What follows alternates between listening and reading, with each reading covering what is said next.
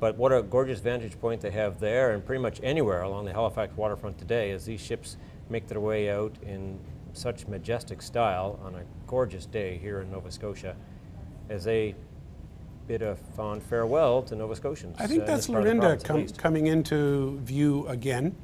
And just to mention a few things about Lorinda, she was the ship that was holed and sunk during Hurricane Juan here in Halifax back in 2003. Yes. Very, very sad story. The owner was up from New England. He was here just part of his retirement plan, and the ship was holed. It stayed on the bottom of Halifax Harbor for several weeks. He was just so discouraged that he decided that he didn't want to look after it anymore.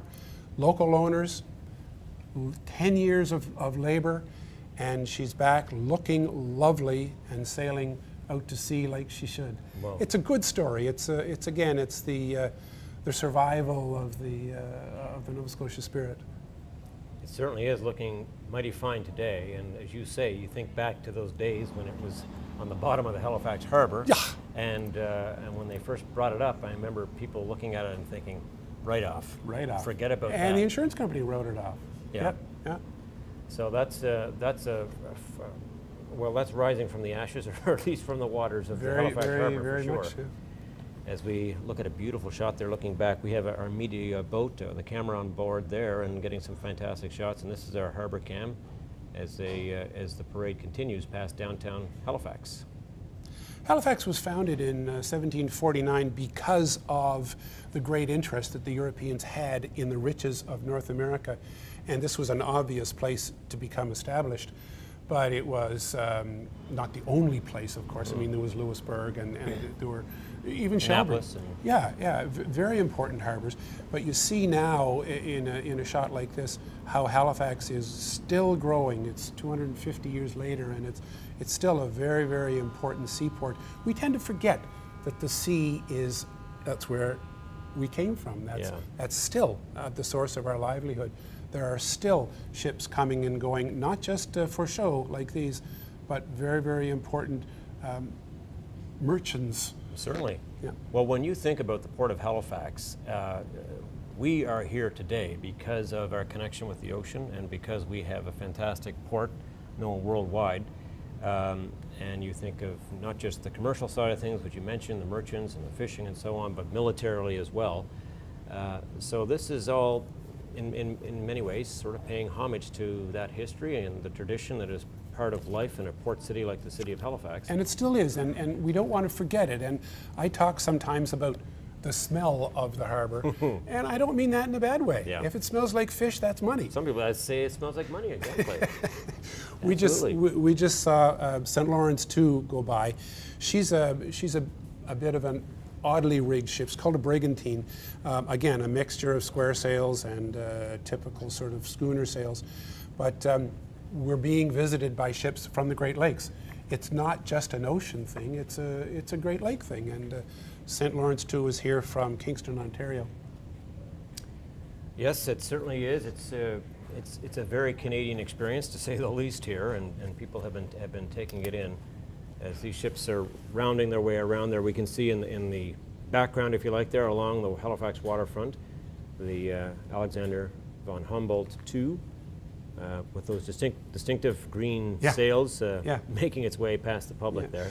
We're going to see some smaller tall vessels as well, and you talked about what makes a tall vessel. Gorgeous shot there, isn't it? That blue nose there. Look at that. Yeah. Well, she's catching the wind now, and that's starting to. I'm sure that everyone's happy on board there. It's bringing a smile to their But you were saying some smaller tall ships on the way here. Yeah, some sloops and ships from Finland and Germany and places that you wouldn't think would be interested in sending vessels over to a parade of sail in Canada, but they are. And it's good to now. I think this is the spirit of South Carolina. This would be. Well, that's a good question. I would think that is the. I think it's the spirit of South Carolina. Yeah, I think it is. Yeah, and that was docked just beside the Blue Nose. I think, was it not during its stay here? Yeah, she was built. You asked me a little while ago why ships had a certain type of rigging. This one was meant for speed.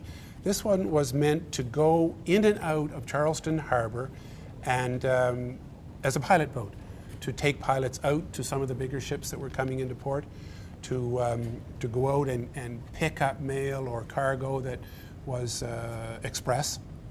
And now it's not very old. It's been rebuilt along the lines of the original pilot cutter, but it's a faithful recreation.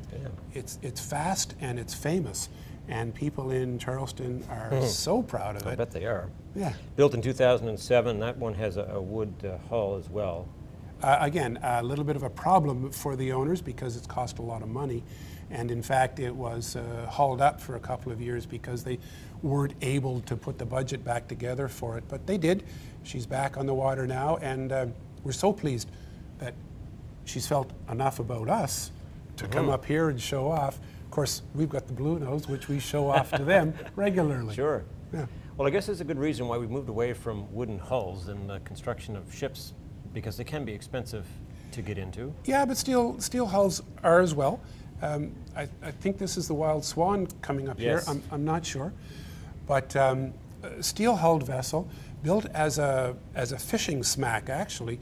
She used to go out from Holland into the North Sea, transfer the catch from the fishing vessel, and then speed it back to port, rather than wait for the fishing vessel, because they were slower and built for freight. This one was built for speed. Again, it has a combination of the schooner-like sails and the square sail. top, yeah. But built of steel, and with the hope that it would be maintenance-free. Well, nothing is maintenance-free.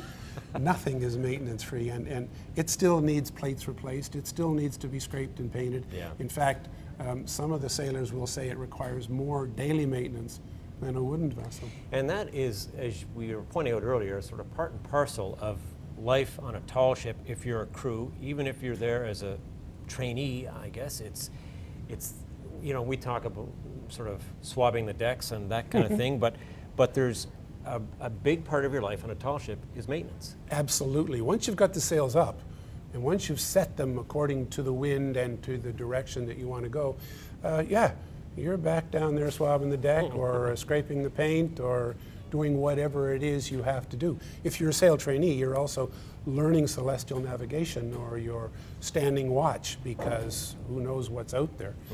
And there's no end to the work you do. And like I said, it's not a democratic institution. You do what you're told, you do it well, and then you do it again. You get really good at it by the time you get off that ship, I'm sure. You have to enjoy hard work if you're going to spend any time on a tall ship. Alexander von Humboldt 2, just a gorgeous scene there with the three-masted bark making its way out of Halifax Harbor. Yep. And again, this is a ship that's dedicated to training young people. These are non-military folks who are learning about the life on the sail, and it's the green sails that get people, and that's just a beautiful shot right there. Yeah, she's again a steel-hulled vessel. The original Alexander von Humboldt was steel-vesseled as well, and it was designed, oddly enough, to be a light ship. It stood out off the coast of Germany as a guide to the many, many fishing vessels and transport vessels that were coming and going in and out of Hamburg. But because it hadn't been tested, and because it hadn't been used hard, like the fellow says, it was in good shape, so they turned it into a sailing vessel. Well, we're glad they did, because it was able to make a stop here, and Yep. one of those fan favorites for sure. Yep. You have to think that in the office tower buildings along the Halifax waterfront, Nobody's doing any work Dartmouth, today. A lot of noses pressed to the glass to see what's unfolding here. Yeah. This doesn't happen very often in Halifax, and when it does, it's a spectacle for sure that people just do not want to miss, as we see at the Murphy's Restaurant there on the Halifax side of the harbor, people with the prime seats there outside enjoying That's for sure. a beautiful day and a beautiful scene. You know what you would have seen 100 years ago is small dories, small smacks, small, dories basically, rowing these things, pulling them out into the stream so that they can catch the breeze, because they didn't have engines themselves. That would happen. They would tie on dories and good heavens. Yeah. That would take a lot of manpower, I would think. Yep. Wow, that's It quite something. wasn't easy. But there you go with the as we say, sails up here, and some of them catching a little bit more wind as they get a little farther past the south of Halifax. Yeah, and I think you can see just off Chebucto Head there that there is a little bit of weather out there, and they're hoping there is. Yeah. Because they need that to actually turn these vessels into sailing machines. Into sailing machines, that's right. As Allan was pointing out earlier, a good many of them do have engines, motors on board that do propel them when the wind is not up, but some of them don't. And so it's a bit of a mixture here today as they make their way out, but the sails not fully unfurled here, but a good many of them out for display on that one. And what's coming up here? Is that? That looks like the Coast Guard. Oh, that's Eagle again. Yeah, Eagle again. Yeah. And the camera, the shutterbugs are in full force there, aren't they? People getting their best shots. When I was doing the book, of course, we had to do it in advance of the visit. We knew what ships were coming, but some of them had never been here before. Eagle has been in Halifax a number of times, but Alexander von Humboldt had never been here. So we had to rely on some of those shutterbugs who had seen them in Hamburg or in Amsterdam or in Lisbon. And we were very fortunate to have been able to get the photography from previous parades of sail in order to include in our book. And there have been other tall ship parades here in Halifax. We've been very fortunate to have had many of the vessels, but some of them are brand new to us, and this is kind of nice to see. Yeah, it's a fine example of one of the new ones to visit this port at least. And the pictures in the book are just beautiful. So thanks to those folks for providing those. It gives us a bit of a map, and it has for a great many people this past few days. Well, yeah, and we wanted to be able to explain the difference between the square riggers and the sloops. And when we see another schooner, I'll give you another indication. There are two ways to rig a schooner as well: gaff rig, or what they call Bermuda rig or Marconi rig. So there's 100 ways to skin a cat. Yeah. Do you have a personal favorite of the ships that were here? Is there one that for you stands out? Parochialism here at my best. I'm so proud of the Blue Nose. Yeah. I mean, I grew up with the Blue Nose. Of course, I knew the story, and everybody's proud of the Blue Nose. But she went through a rough patch in the last couple of years. And when I saw her down on the waterfront the other day, I said, "Look at that, she's back." I'm full-chested again. I'm so proud. I'm very pleased, and she is my favorite because of that. Will all be forgotten, all be forgiven? Yeah. Do you think when people see it as they have this past weekend in Halifax? Well, and let's remember, it's showing off the spirit of our history, our foundation, our soul. Here is the Blue Nose. Even Blue Nose 2 wasn't the original Blue Nose, but we were proud of it. It wasn't exactly like the original Blue Nose. It didn't race for silverware. It didn't fish for codfish. It did what it was supposed to do, and Blue Nose is doing that again well. It's interesting, you mentioned that. We talk of Blue Nose 2 as if, and we talk about the history of it, and you and I in conversation here, remember it was known for its speed and its fishing ability and all this sort of thing. As you say, it wasn't that vessel in particular that we know about the demise of the original Blue Nose. That's right.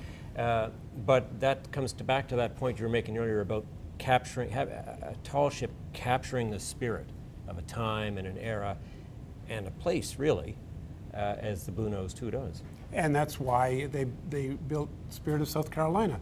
That's why we haven't seen her, but the Spirit of Bermuda is here, because people in Bermuda were saying there have been so many ships coming and going here in our port.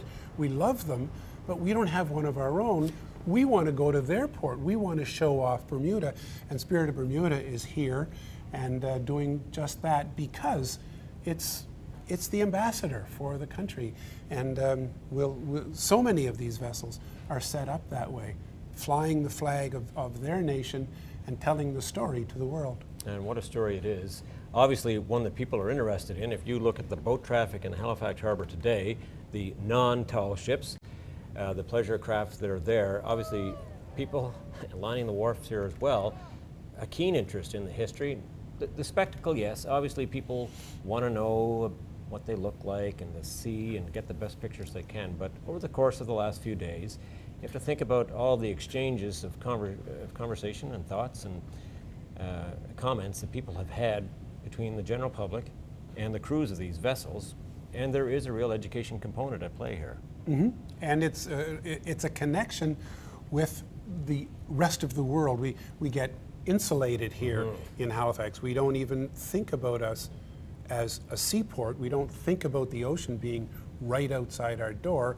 We think about downtown traffic. We think about high buildings. We think about the job I got to go to tomorrow. All of those personal things. So it's nice to get the connection, the first-hand experience with people who want to come to our home. Yeah. Well, I mean, a lot of people have said this weekend that the Halifax waterfront, and there's been plenty of construction down there, and people have talked about that as well, but the Halifax waterfront looked great this weekend. And people were finding ways to manage the parking challenges and traveling down there and so on. The feeling on the dock was, isn't this a fantastic That's right. reminder of what this place does best? That's right, and we do it well, and we should be proud of ourselves. And I'm so pleased that we've got the weather to show it off to the foreigners, because sometimes she's pretty cold and foggy, boys. Yes, sometimes we might not, on a foggy day, we might not see some of these ships. It's true enough. As the Attila makes its way out, that distinctive red hull, and just a beautiful vessel that it is. And picking up a little wind there. Yeah, and they all have 2 or 3 sets of sails, by the way. You think there's a lot of space on board. There isn't, because those sails, those replacement sails, have to be stowed somewhere. For a number of different reasons, they have different sails. Some are made for really, really heavy winds. Some are made for light winds. Some are made for summer when the sun and its ultraviolet rays are very, very hard on the material. And some are just for decoration. Obviously, the topsail there that they have, I've never seen that black topsail before, but it's something that they run up for show. And they've got 3 or 4 of those, and they're very proud, and they send a message, but it requires a lot of work to set those sails, to take them down, to store them, and there's not a lot of room on board. That is the Attila, the schooner out of Spain, 24 meters in length, with a wooden hull, and as we talked about it earlier, it's a special-looking ship, not just for its color, but for its style, its size, its type of sail, and you mentioned the wood. It's made with iroko, which is an African tree, but it's known for its extreme durability. It's also known for its extremely hard. It's hard to work with. So for maintenance purposes, or to build it, I mean? Obviously to craft it. Yeah. To form it. But it probably is more long-lasting and probably less maintenance once you've got the ship rigged and ready. 15 sail trainees on that vessel as well, as we get a glimpse of the Galliano to the right there. Galliano is such a brute. It's like a bulldog of the sea. Yeah. I was talking about queens of the sea, cathedrals of the sea. This is a bulldog, but it was made to carry stuff. Yeah. And you can see the oak casks and the animal stalls and you know, the hardtack biscuits, and you can really be transported back to the 1700s. Yeah, you mentioned the livestock, because there were ships like this one perhaps that did carry the livestock. That would be an interesting voyage to be on, wouldn't it? How do you think them cows got here? Well, they had to get here somehow. They all had to come on board a ship, yeah, and you had to do something with the production that these cows come out with. It was a tough life. Yeah, just a beautiful scene there. That it's such an amazing vessel, and we talked about it earlier. The crew taking such pride in it, and for good reason. It's hard work. It doesn't have many sails, El Galliano. It's got fewer but larger sails, which means it takes 20 people to furl and to unfurl those things. Yeah, quite something. As it makes its way by the Halifax waterfront, and I think that most people would think that we talked about crowd favorites, and El Galliano was certainly one of them. I remember on Saturday night when they had the concerts happening on the Halifax waterfront, there was a mist blowing in, there was some lighting on the ship. It almost looked like a haunted ship. Yes. As it was sitting at the dock there. People have oftentimes described the fact that they thought they saw pirates coming off, and you can see that. For good reason. No, it's quite something, and we're making our way through here. We're close to, I would say we're a little more than halfway through the Parade of Sail now. They're starting to bunch up now a little bit, and Jolly Breeze, well, you can't see Jolly Breeze there at the moment, but it was just off to the starboard side of El Galliano, which was built for speed, which oftentimes wins these transatlantic races. El Galliano was not built for speed, but Jolly Breeze was passing it, and I don't suppose that was really in the order sheet, but that's what happens with these vessels. They're like racehorses, I guess. They're like racehorses. Some of them want to run. Yeah. And the police making their presence known in the waterfront area today on the water, and there have been no real big incidents during the last few days. No, that's got to be a good shift. There's Jolly Breeze there. That shift for the officers on board the police boat, that must be pretty good duty for them. Prime job today, I would think. Yeah. This is a surprisingly fast vessel, not built to carry a lot of goods, but built to get people from A to B, and oftentimes wins the different legs of the tall ship races.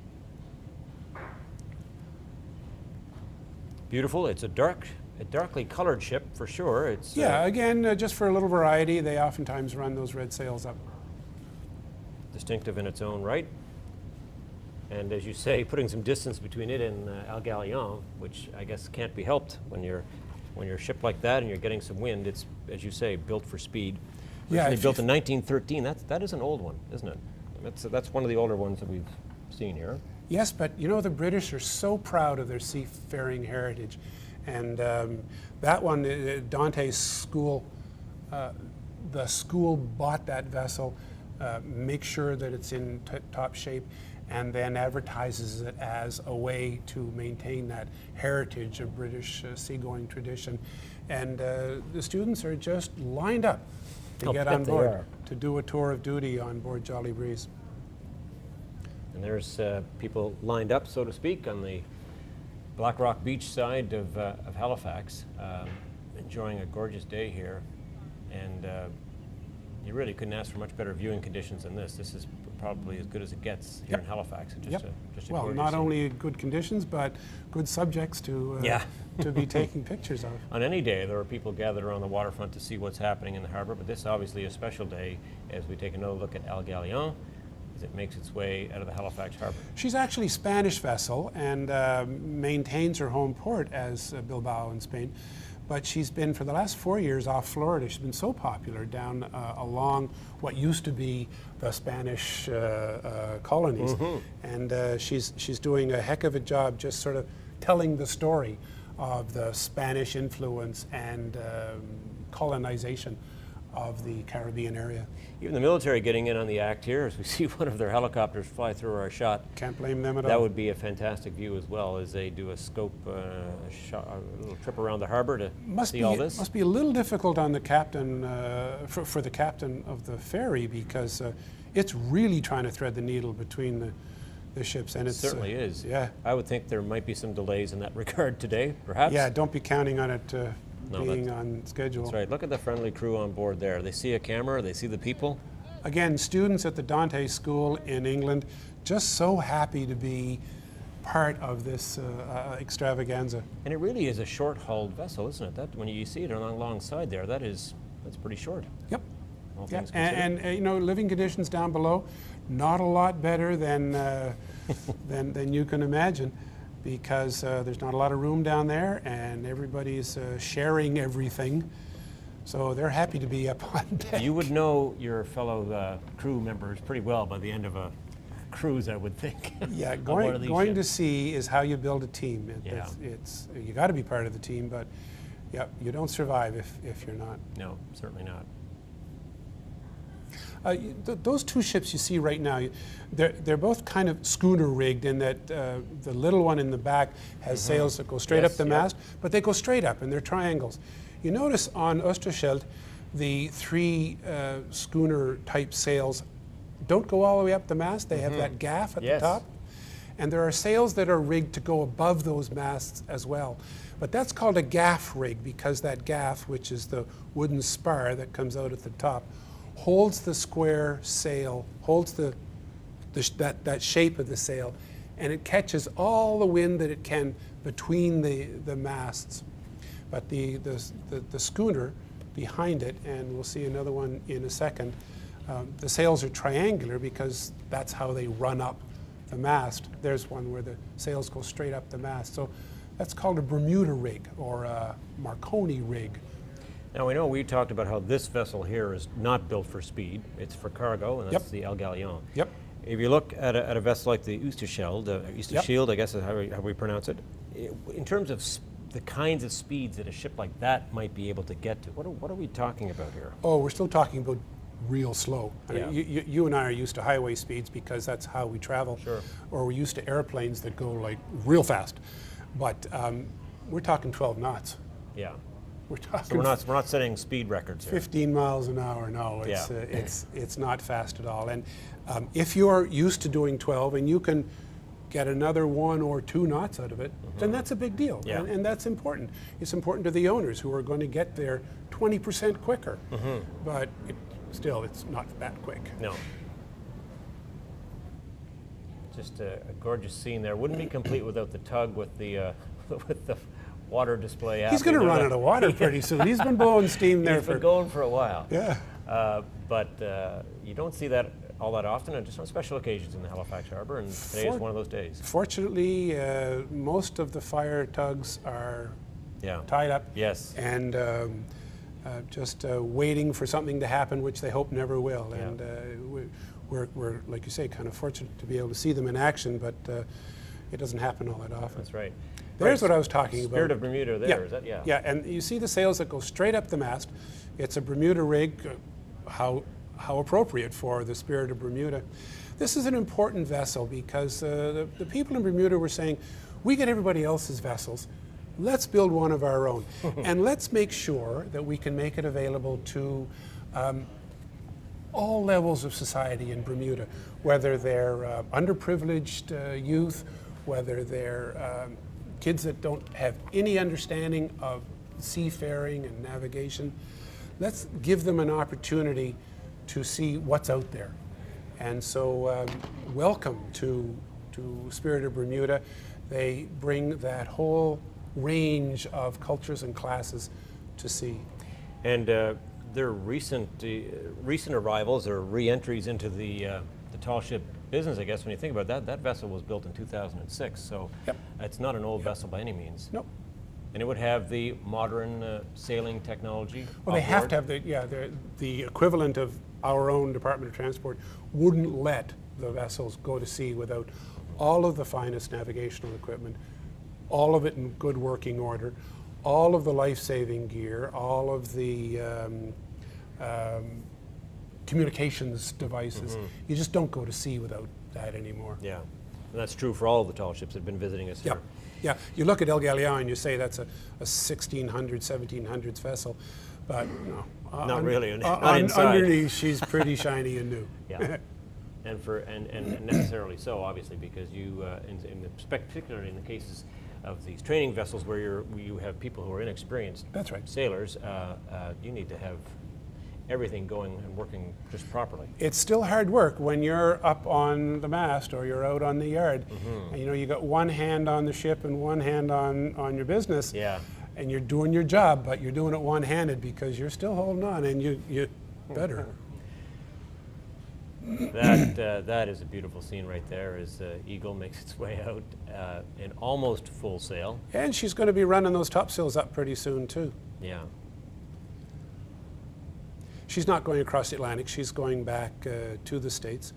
But she's been in several ports here in the Maritimes. And God bless her, she'll be back again, I'm sure. No doubt she will be. So a kayaker backing up, getting out of the way there.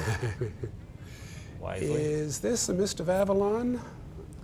Well, let me see. This is, we did see the Spirit of Bermuda. This is supposed to be next in line here, the Mist of Avalon. And it's sometimes difficult to see from a distance, isn't it? Well, I think it is. And assuming that that is the Mist of Avalon, there's a good local connection with that vessel as well. Again, built in Shelburne and built built back in the 60s and wasn't intended to be a sailing vessel, but because we were so good at building sailing vessels, because our hulls were designed to do the work of a fishing vessel, whether it was sailing or not.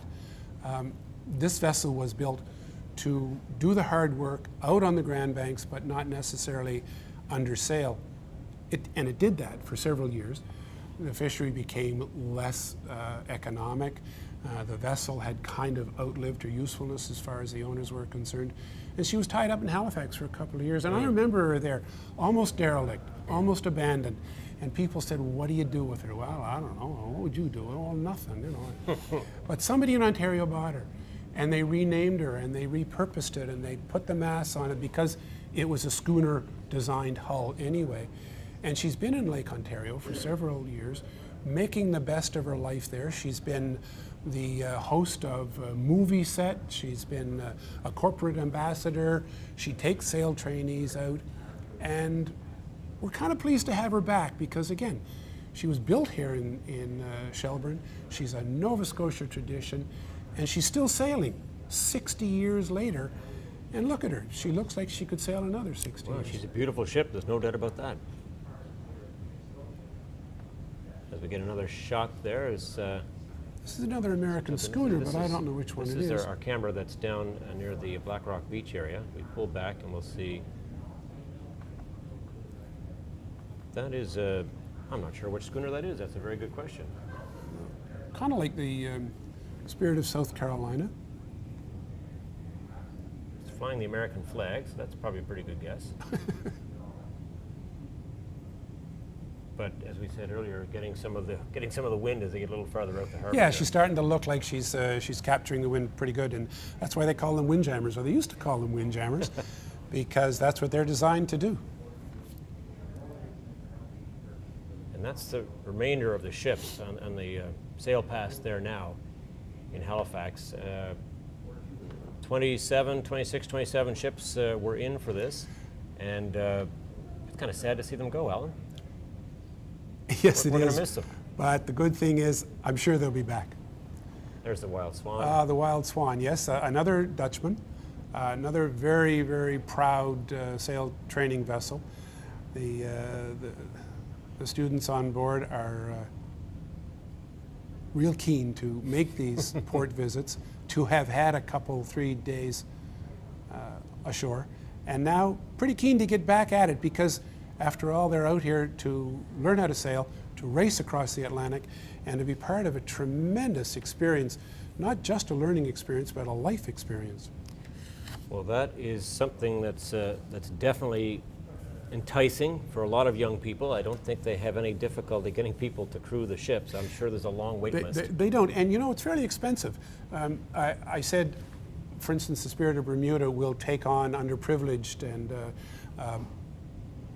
students from a variety of different socioeconomic backgrounds, but there is a cost involved. Somebody has to support them, and if it's not mom and dad that comes up with $3,000, $4,000, $5,000, it's a foundation or it's a charity or somehow, because it is expensive, and it's the only way these ships can operate. One of the vessels, in fact, at the Tall Ships Regatta here this year is crewed by Indigenous people. A lot of Indigenous people on board. We had a feature about that earlier this week, and so it really is. It's an experience for people, as you point out there, from all walks of life, to find a way to get that time on a tall ship. And let me tell you about a different walk of life. The catamaran you see at the bottom of the screen, oh, we've lost it, but not to be outdone. That catamaran is for disabled people only. This one is here, okay. Yep, and it actually is built to carry wheelchairs, and you can operate that vessel from a wheelchair. You can round the whole of the center of the vessel from one hull to the other and into the interior. It was built by a fairly well-to-do British seaman who was unfortunately the subject of a very, very bad accident, became a quadriplegic, but had this vessel built for his standard. And you can almost operate that vessel by the touch of a button. The sails go up, the navigational equipment comes on, and the vessel can be operated almost single-handedly. But because it's now in the hands of a charitable foundation, they take only disabled people on board to give them that experience, not from all walks of life, from all abilities of life. Yeah, that's impressive to say the least. What are we looking at here? Which one's this? Well, that could be Is that Rona 2? or Blue Clipper. Okay. Now I'm not sure We'll yet. we'll try and zoom in a little bit if we can here at some point and get a look.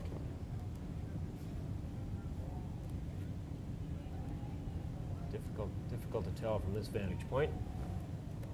Yeah, I think But she's the I crew- think she's the Blue Clipper, Okay. which is another British vessel, a gaff-rigged schooner, like I said, with the poles, the wooden gaff that comes out along the top of the sail. She is a very, very well-equipped vessel. She's steel, and all of the latest technology, all the latest in creature comforts. And clearly we're not being powered by sail there because they're putting the green sails away What by happened? the looks of it. What happened?